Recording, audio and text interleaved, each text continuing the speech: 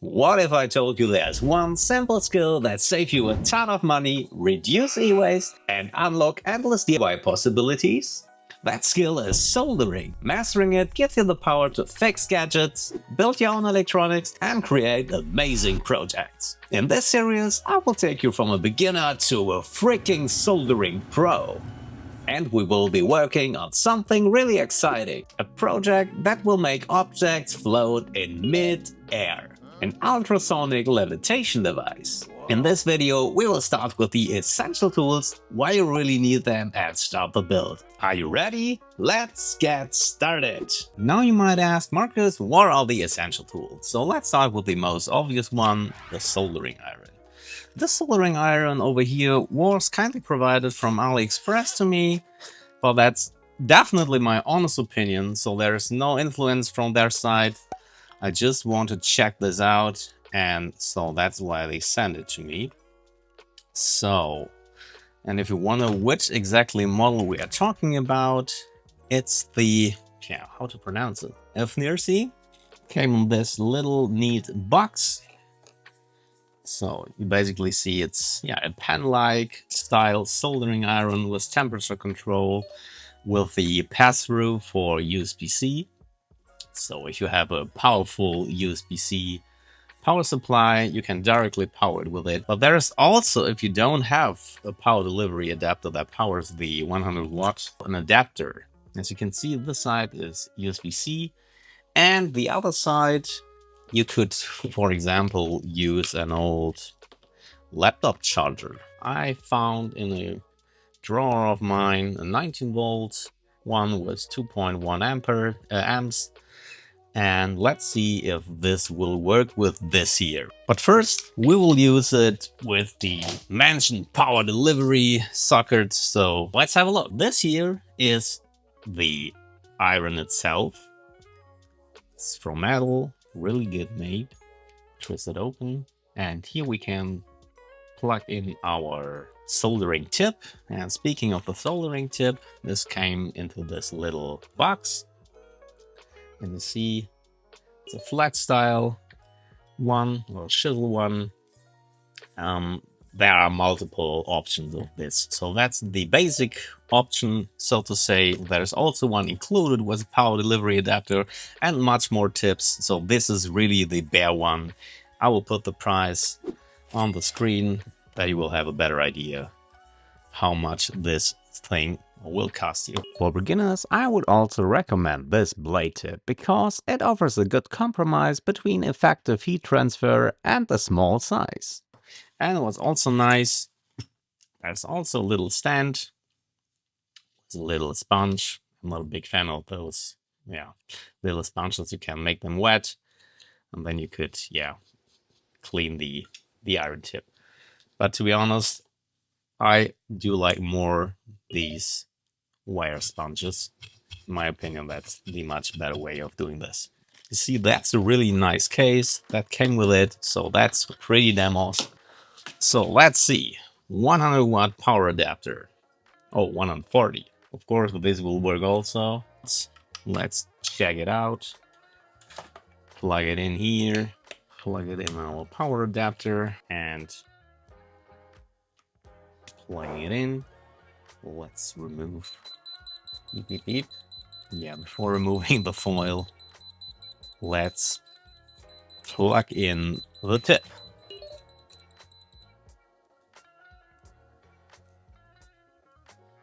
And you see it stops beeping. Let's remove the foil. And let's see what we got.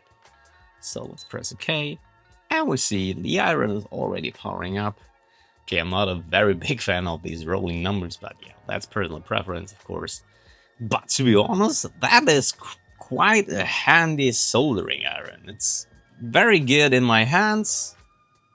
Good grip. I like it so far. So what could we do with it? Of course, we can change the temperature. Looks like the standard setting or default setting is +5 or -5. So now we have 355 and 350, but I'm pretty sure that we can change that. Let's see. Okay, I will power it off. Another long press brings us to the menu. Yeah, and here we can do some stuff. Sleep set, system set, let's see, handle set. Yeah, that's the preset temperature. You see 1, 2, 3, so that means we can cycle the presets. That's pretty convenient. Not sure if we really need it, but yeah. And here you can see that we could now set the temperatures. So first preset will be 300. I think that is fine. Ah, come on, I will use 330, why not? Second is 350. And the third one is, yeah, let's do 380, why not? Long press, I assume, yes. Another long press, yes. Back to system. Now we could change the language. Let's see what else we got.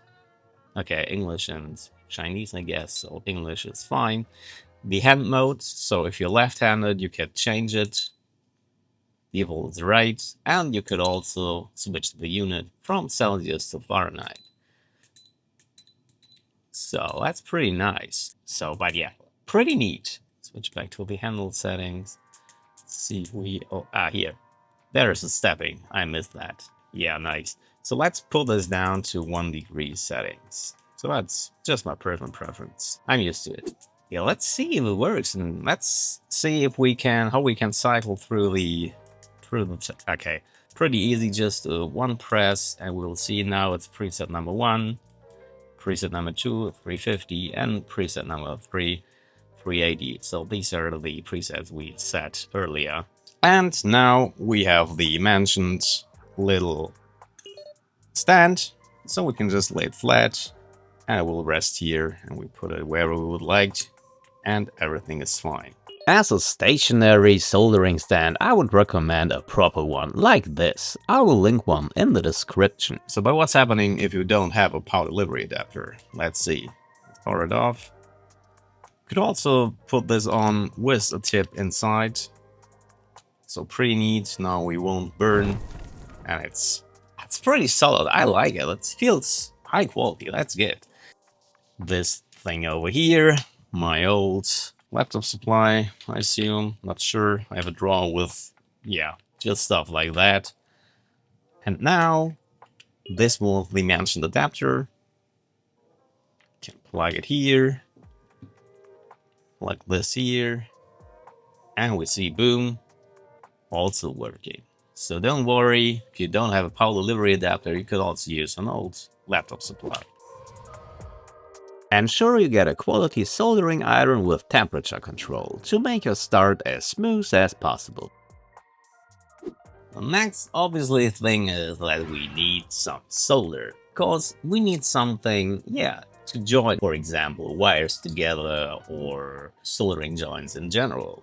And that's where, yeah, solder wire comes into play. This one over here is leaded solder, but it's not environment friendly, as we all know, because lead is toxic, and if we heat it, the fumes are also very toxic, so that makes sense. That's why we also need a fume extractor later on. But there are also alternatives that are lead free, but in my opinion, they are not a breeze to work with like the leaded one, unfortunately. But yeah, I haven't checked too many of them, to be honest. They come in different varieties of thicknesses. I do like 0.5 millimeter the most, because it's not too thick, it's not too thin. For me personal, it's the perfect size for all kinds of jobs. Choose a quality solder wire with a diameter of around 0.5 mm. Lead-free solder is more environmentally friendly and should be preferred. If you already know my channel, you know that I love Flux. You don't really need the plunger I attached here. There are multiple styles. I will link them on the screen and show you some pictures.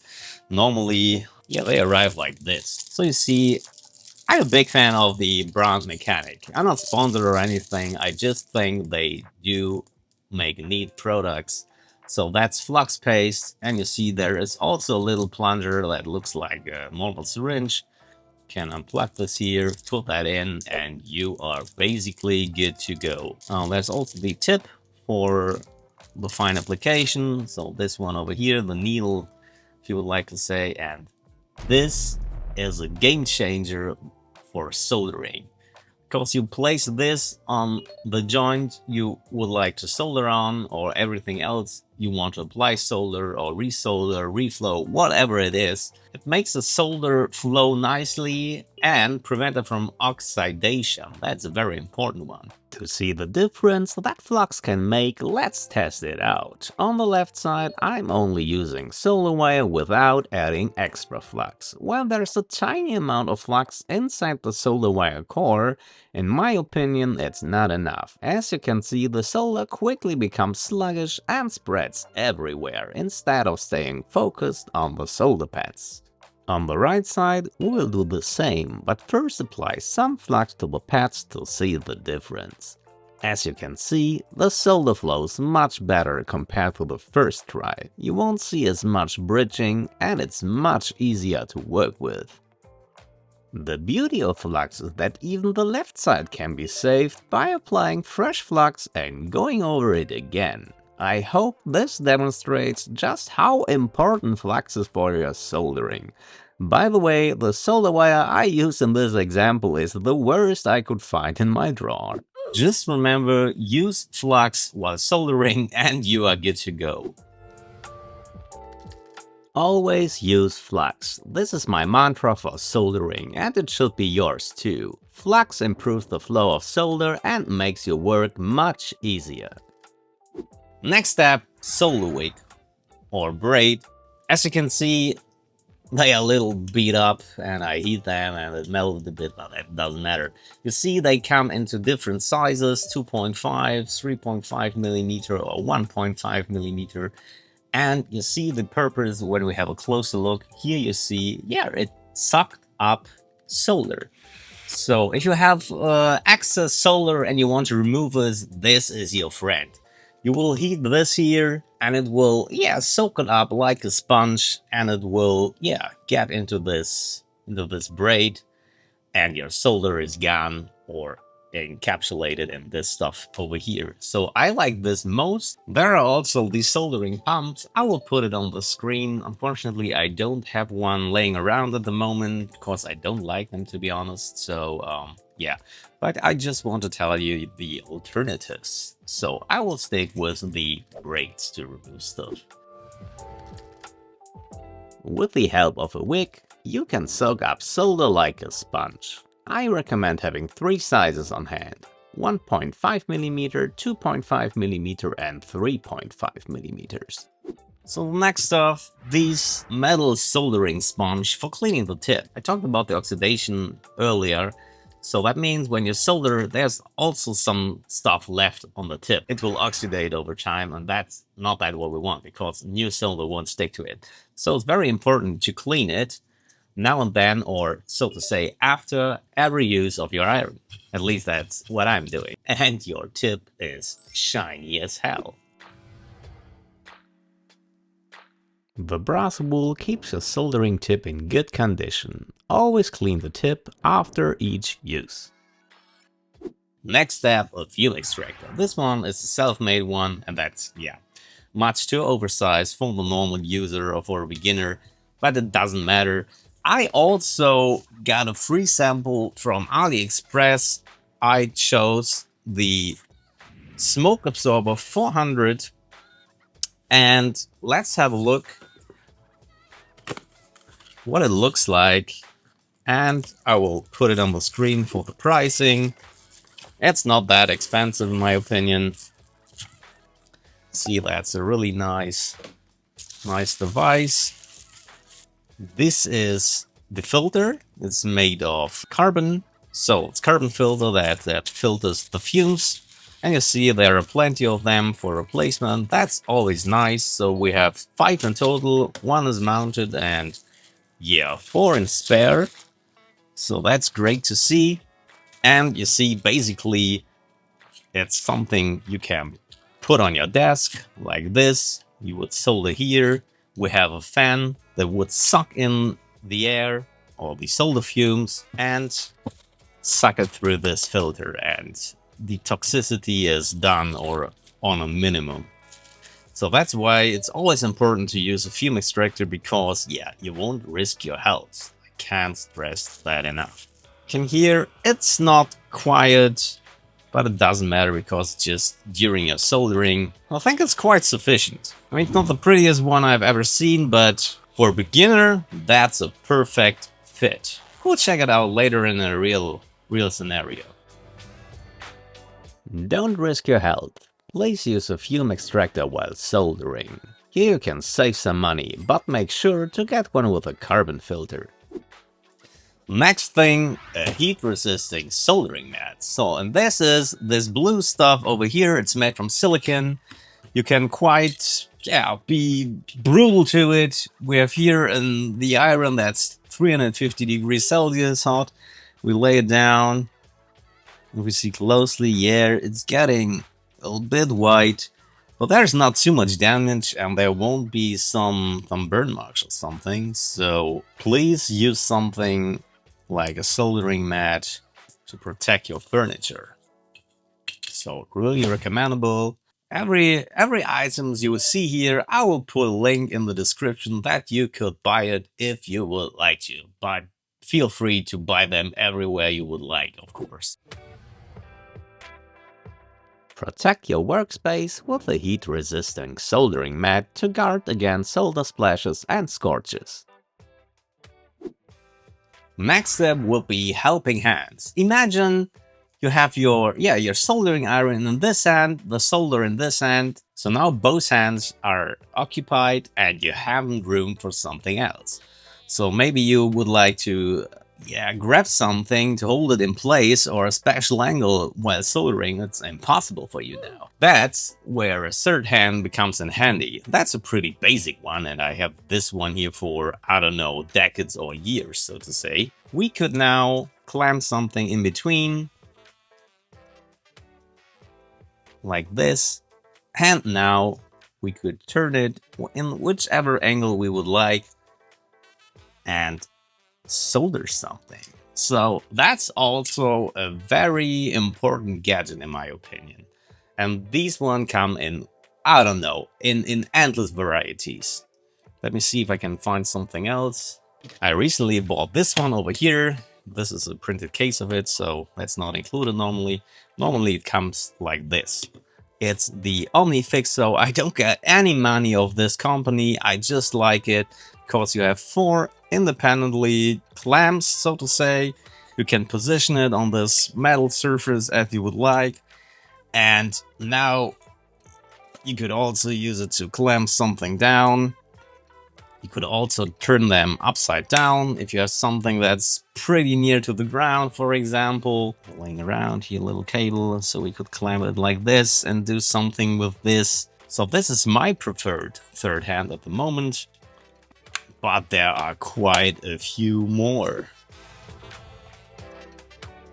At least get a basic third hand tool. There are plenty of options out there, so choose one that suits your needs. Tweezers. I mean, you need to hold some wires, some components, whatever it is. And for this, you want tweezers. They come in a variety of shapes, angled ones, straight pointy ones, bigger one with ripples. So I will link a set where I would think this, should be on everyone's hand for a soldering beginner. I think you don't need much, to be honest. This here, for example, would be a good start, the angled pointy one. As you can see, we could hold it like this. Imagine we would solder it, and we could conveniently solder. Get a set of cheap tweezers. They should be sufficient. You can always upgrade later if needed. And the next step is isopropyl alcohol. That's also, in my opinion, a must-have to clean up stuff. And it's so versatile. Let's, for example, say you would like to glue something on a wall and you want to grease it. Use isopropyl alcohol. You want to clean your PCB because it's full of flux, we told earlier about. This one over here. And you want to clean it up. Use isopropyl alcohol. This is also a very neat little pump bottle. As you can see, it's filled with the isopropyl alcohol, and if you know my channel, I love to use the cotton swabs over here, and we can now pump this bottle, the top part, and you see it expands a little bit, and now we have a soaked little cotton swab. But I also have an old window cleaner bottle filled with isopropyl alcohol, and for more heavily jobs I can spray it like this. I would always recommend 99% if you can get it, but don't go with the 70% variant. That's, in my opinion, too less alcohol in it. Try to get 99% isopropyl alcohol. Anything above 90% is fine. Check material compatibility because alcohol can be very aggressive. Next on our list, pliers. I almost forgot to include them in this lineup, but they are an essential tool for soldering. You will often find yourself needing to cut something to lengths, like a wire, or trim the excess from a soldered component. I highly recommend adding at least a small side cutter to your toolkit for these tasks. Get a basic set of small pliers for your toolkit, or at least a side cutter. You will often find yourself in situations where you really need them. This is the needed equipment so far, and now you might ask, what about the levitation device? Here it is. Let's have a look what's inside. We have a manual. It shows what it looks like on the end and how does it work. A schematic, but that's not the thing we will discuss in this episode or in this series. As you can see, we have some SMD surface mount devices like this one, but we also have some hole-through components like these curved row of needles and the ultrasonic transmitter, for example, or this big capacitor over here. So this is a pretty good mixture of, some components that hopefully are not too hard to solder, but I'm pretty sure that in the end of this series you will be able to handle something like this. So let's start to solder one of the bigger components. Okay, so let's see. These are the floating balls layer we do need, and now let's have a look. That's a through hole component. As you can see, there are these wires that look through this. What we will do is put them through this PCB. That's why it's called through hole component, because it's you can see it from the other side. And there are also surface mount components like this one over here. You can see there is nothing that sticks out of the bottom. It will just lay flat on this surface over here. There's nothing that sticks out from the bottom, as you can see. So that's why it's called surface mount devices, or SMD. So the easiest ones are the through hole components. They are usually bigger and not that small like this. You can see it's a completely different world if I would like to solder this here or this. But you will be able to solder something like this by the end of our series. So I think a good start would be this big component like this. So that's here the number 8 connector, the power input. And this here fits perfectly on this area here. So you see, normally when you have a printed circuit board, the components are sketched out with white printing mask over it, so you have a rough idea where to put it. So now we have this, and now we have the problem I told you earlier. We have something that we need to hold it like this and solder, so one hand is missing. That's why we do need the third hand. So I will use this one over here, my preferred one. And the beauty is, let's remove the other ones for the moment. We can place it like this, but that makes, of course, No sense because we need to see the solder pads. So something like this. Yeah. And now we see it is sitting flush against the PCB, and we could solder it with just our two hands. Let's grab our soldering iron. Let's put it on here for a moment while it's heating up. And of course, we use this fume extractor I would like to test. So we need power for this too. Okay, so metal sponge. Clean the tip. If you wonder, this is a 3D printed soldering dispenser, but you could also buy them. They look, of course, different. So you could also just take the spool in your hands. But now I can just pull and everything is fine. So what we like to solder, let me show you all these 3 pins over here. So, and as I told you earlier, we will use flux. So we put flux on these points we would like to solder, like so. Yeah, let's go with 330 degrees C. Why not? Let's wait until we reach the temperature. Place the fume extractor nearby. And now, what we will do, heat first the area, and then we will join the solder. Okay, maybe I should turn on the fume extractor. That makes sense. We will heat the join, and now bring the solder in here,